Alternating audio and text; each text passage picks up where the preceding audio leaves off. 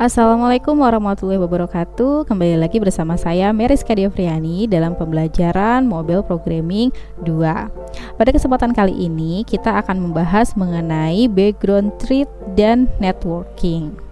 Seperti yang bisa kalian lihat pada modul yang ada pada halaman 40 ya. Ini pembahasan mengenai background thread dan networking. Nanti untuk penjelasan lebih detailnya bisa kalian baca di sana. Mungkin di sini saya hanya menjelaskan secara sekilas saja. Jadi yang namanya sebuah aplikasi itu dijalankan dengan menggunakan proses di dalam Linux. Jadi ketika sebuah komponen aplikasi dijalankan, maka sistem Android itu akan menjalankan sebuah proses Linux baru pada aplikasi dan dengan menggunakan suatu thread tunggal. Jadi namanya thread itu adalah unit dasar dari pemanfaatan CPU untuk menjalankan suatu task atau tugas pada suatu waktu. Nah, biasanya semua komponen aplikasi di Android ini berjalan pada proses dan thread yang sama, yang kita sebut sebagai main thread atau UI thread. Nah, terkadang kita membutuhkan proses komputasi yang intensif ya, misal untuk memanipulasi bitmap atau proses menghubungi server.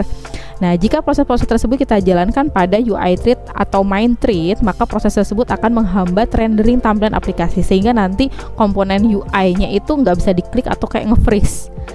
Nah, nanti kalau misalkan sudah berhenti selama beberapa detik, maka nanti aplikasi akan menampilkan dialog aplikasi yang menyatakan kalau sistemnya itu not responding.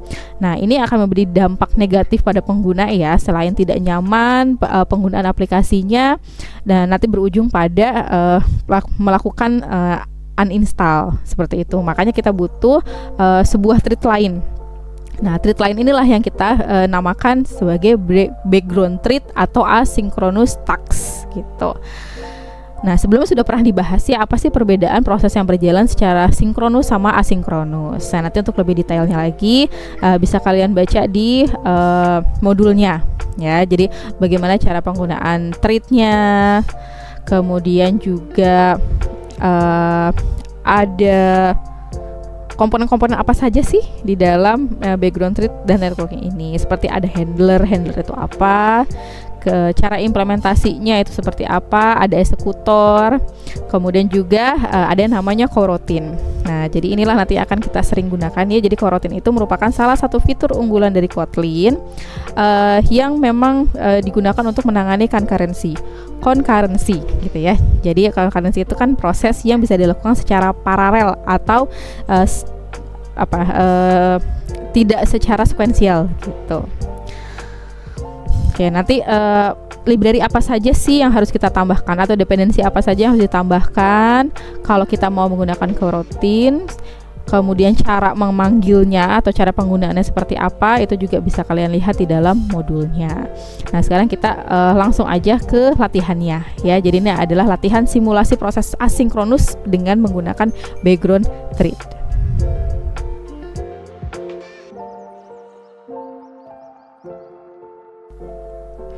Yang pertama, kita buat project baru terlebih dahulu. Kalian bisa kasih nama lat background thread atau yang lain, tapi tambahkan inisial nama kalian masing-masing ya, supaya projectnya nanti tidak dimodif oleh teman-teman yang lainnya yang menggunakan komputer yang sama. Kalau kalian pakai komputer di lab.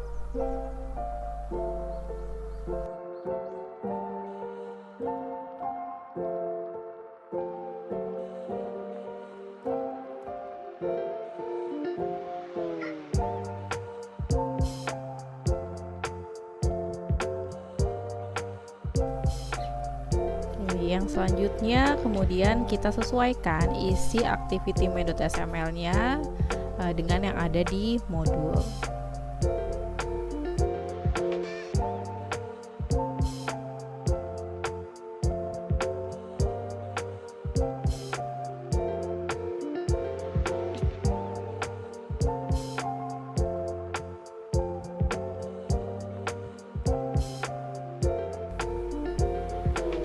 Kemudian sesuaikan isi file string.sml dengan yang ada di dalam modul.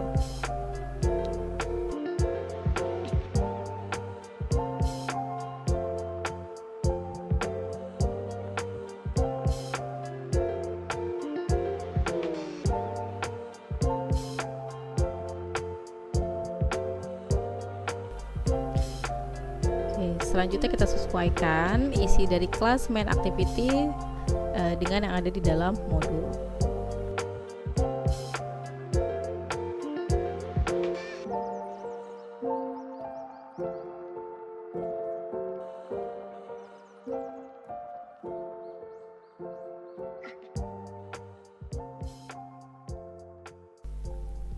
Kalian bisa rapikan kode-kodenya ya, yang belum diimport, library-nya atau kelasnya silahkan diimport. Kalau misalkan ada import-import yang memang tidak digunakan, itu bisa kalian hapus saja.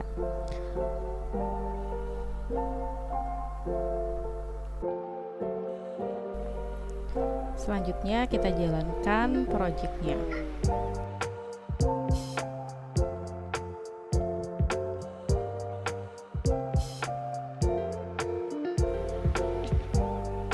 Setelah berhasil di running, nanti tampilannya akan seperti ini. Kalian bisa coba untuk klik start task-nya ya. Ketika diklik, kalian coba scroll.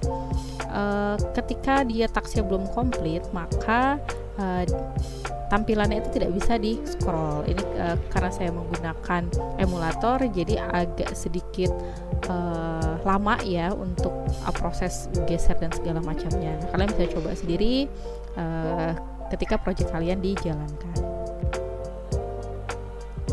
Oke, baik, yang selanjutnya kita lanjut ke poin F ya. Jadi di poin F kita masuk lagi ke kelas main activity-nya, kemudian kita sesuaikan kode yang ada di project kalian dengan yang ada di modul.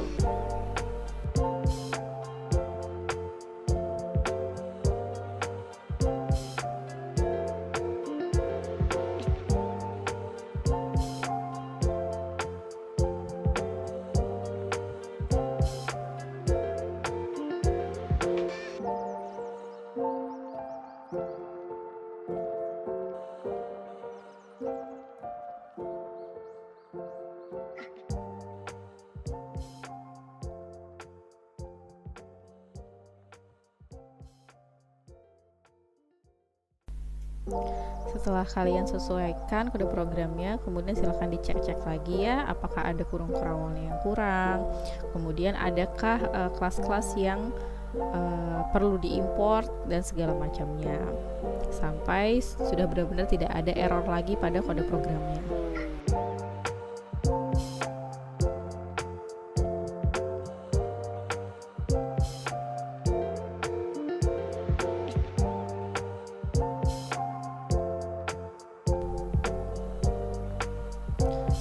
Jika sudah tidak ada lagi error, kemudian kalian bisa jalankan kembali aplikasinya.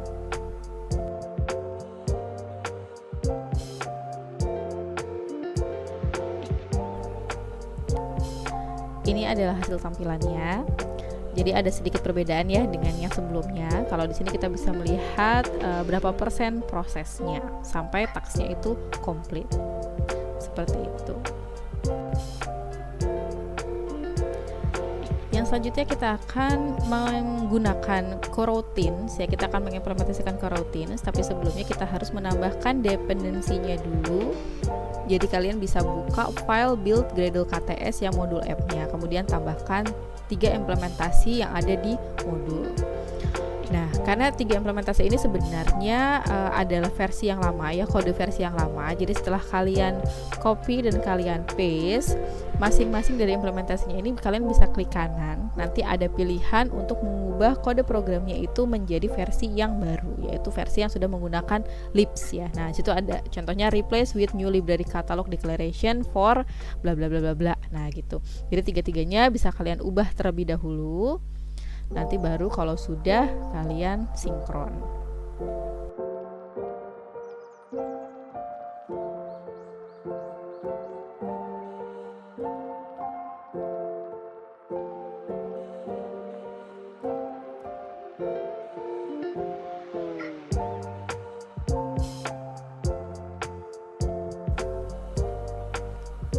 Jika proses sinkron sudah selesai, maka kita bisa melanjutkan kembali ke poin yang I, yaitu kita sesuaikan bagian main activity dengan yang ada di modul.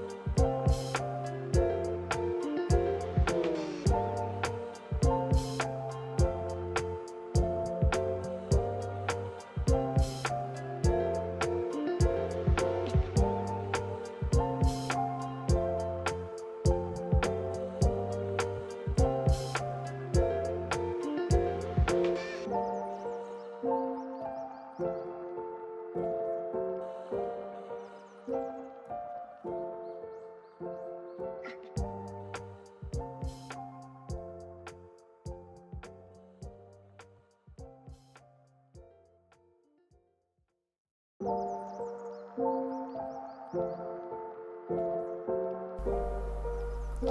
sudah, jalankan kembali aplikasinya.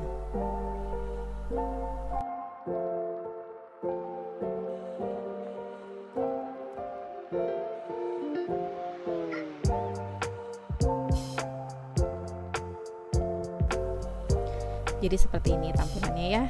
Kalian bisa coba-coba juga. Kalian klik start task-nya, kemudian nanti kita lihat responnya seperti apa. Nah, di sini kita sudah mengimplementasikan yang namanya coroutines.